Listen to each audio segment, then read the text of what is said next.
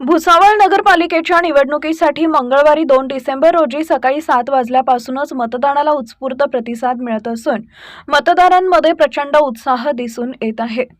प्रसंगी मंत्री संजय सावकारे यांनी सहकुटुंब आपला मतदानाचा हक्क बजावलाय।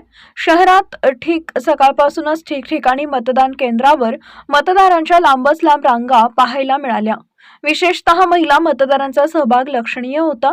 शहराच्या विकासासाठी आणि नागरिकांच्या मूलभूत गरजा पूर्ण करण्यासाठी भुसावळकर उत्साहाने मतदान करत असल्याचं दिसून आलं आहे। या निवडणुकीत भाजप आणि शरद पवार यांच्या नेतृत्वाखालील राष्ट्रवादी काँग्रेस यांच्यात अत्यंत चुरशीची लढत होतीये। विद्यमान मंत्री संजय सावकारे यांच्या पत्नी रंजना सावकारे या नगराध्यक्षपदासाठी भाजपच्या उमेदवार आहेत।